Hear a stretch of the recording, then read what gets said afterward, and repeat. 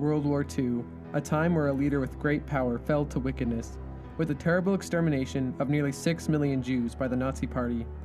As the German Empire rose, one Nazi had the courage to double-cross Hitler and take a stand against his scorched earth policy. Albert Speer, a close friend of Hitler, betrayed him as tensions got higher. A story of friendship, betrayal, sacrifice. This is the story of Albert Speer, who double-crossed Hitler to save architecture and history from destruction.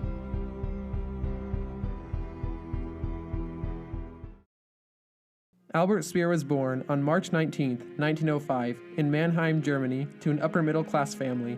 He graduated high school with hopes to become a mathematics professor, but became an assistant professor in architecture in order to please his father. Meanwhile, a new political party was gaining traction in Germany called the National Socialist German Workers' Party, also known as the Nazi Party, led by Adolf Hitler. Speer generally took no notice of Hitler until late 1930, when his students persuaded him to attend one of Hitler's speeches. As Speer listened to Hitler's words, he was blown away by his style and persuasiveness. Speer thought that the mood Hitler cast was much deeper than the speech itself, and the next day, Speer immediately joined the Nazi Party. In January of 1933, the Nazi Party won the German federal election, and Hitler was appointed Chancellor of Germany. As the Nazi Party rally in Nuremberg was coming up, Speer was invited to submit architectural designs. Hitler invited Speer to his apartment in Munich, where he personally approved Speer's plans. In the following weeks, Hitler and Speer formed a close professional and personal friendship as they met and dined together almost daily. Hitler wanted German buildings that would last 1,000 years, and he knew that Speer was the perfect architect for the job. Hitler came up with ideas, and Speer would put those ideas to action. As Hitler wanted a balcony that allowed him to stand before the German people, Hitler would sketch his ideas, and Speer would turn those ideas into a reality. Albert Speer and Adolf Hitler both had a mutual respect for each other that worked well during the rise of the German Empire. By 1933, Speer was in the inner circle of power. No challenge was too difficult for him to accept. Speer was a committed Nazi Party member who supported Hitler as they collaborated. In 1934, Speer was appointed by Hitler as the chief architect of the Nazi Party, and continued in the years before World War II to construct buildings of marvelous scales, including the Cathedral of Light for the Nazi Party rallies in 1933 and the Reich's Chancellery in 1939. This proved to Hitler that Speer was a builder, an organizer, and an efficient worker. If there was any doubt of his skill, it was gone. September 1st, 1939, Germany invaded Poland, beginning World War II. In 1942, a man named Fritz Todt was the head of a German engineering group called the Organization Todt, which controlled many engineering projects. When he died in a plane crash, Speer was appointed as Minister of Armaments and the new leader of the Organization Todt. During his leadership, he was able to oversee construction of the Atlantic Wall, which was a line of German fortifications built along the French and Norway coastline. He approached industries in a friendly manner, and many Nazis felt that Albert Speer was so powerful, he could be the next successor to Hitler himself. February 20th, 1945, the Soviet Red Army invaded the Silesian Industrial Region in Poland, which contained coal mines that supplied nearly 60% of the Reich's coal. With the loss of the coal mines, Speer began to realize that Hitler was fighting a losing battle. In a letter from Speer addressed to Hitler, Speer writes that without these coal mines, the war is lost. Hitler filed the letter in his safe and continued to press forward, ignoring Speer's warnings. As time went on, Speer began to see Hitler in a different light and began to disagree more and more with Hitler's plans. As he sensed hard times ahead, Speer worked to supply areas with food and materials. March 19, 1945, Hitler issued the Nero Decree, a scorched earth policy which called for the destruction of industrial establishments, supply depots, and other things under Nazi control that had a chance of being used against the Nazis by the Allies.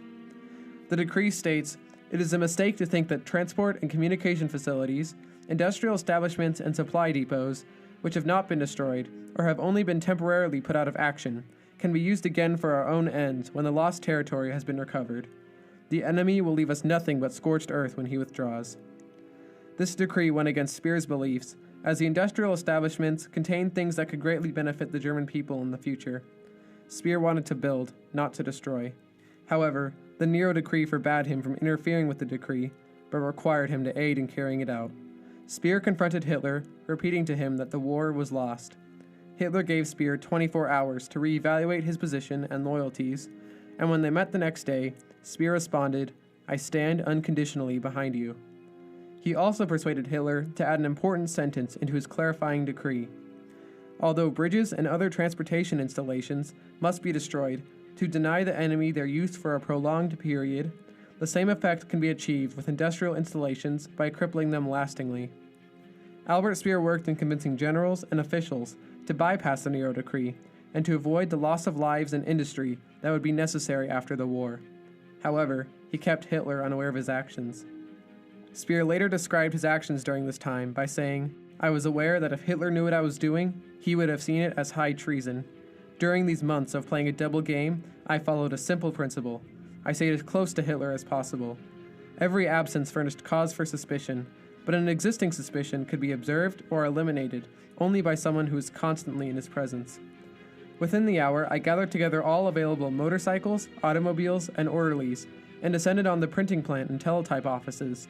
By 4 o'clock in the morning, I was having my implementation orders distributed, without, as was provided, bothering with Hitler's authorization." In a radio speech in the German radio network, Speer stated, "If we act prudently and with common sense in this emergency, supplies can be made to last until the next harvest." Thanks to the efforts of Albert Speer, food and important supplies were protected that gave aid to the German people at the end of World War II. Hitler continued to remain unaware of Speer's betrayal until the very end of the war. Speer, facing death in the face, visited Hitler once again in his Berlin bunker on April 22, 1945, notifying Hitler of his refusal to obey. Hitler was angry with Speer, but distracted. They had a long conversation. Speer informed Hitler of his betrayal, leaving buildings standing and important evidence untouched. Hitler's eyes filled with tears, but he made no comment. Speer recalled a broken man in the place of what Hitler once was. Speer's refusal to obey his orders ended their strong 12-year friendship. When Speer visited Hitler one last time, Hitler notified Speer of his intentions to commit suicide. As Speer shook hands and turned his back on the friend he betrayed, Hitler replied, "So you're leaving? Good. Auf Wiedersehen."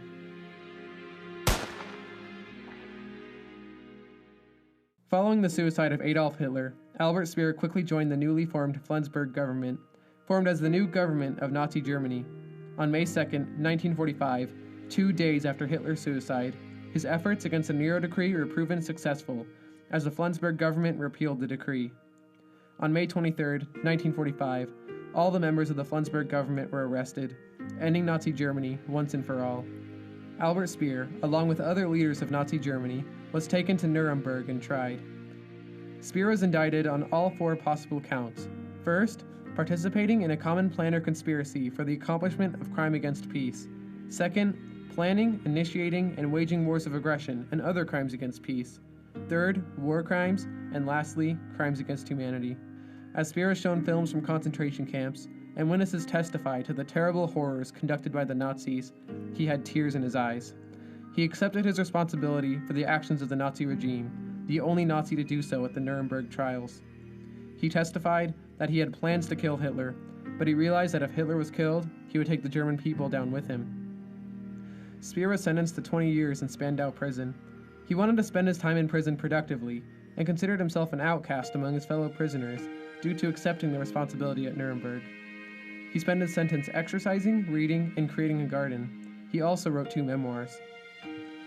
Speer was released from prison on October 1, 1966, after serving the full sentence.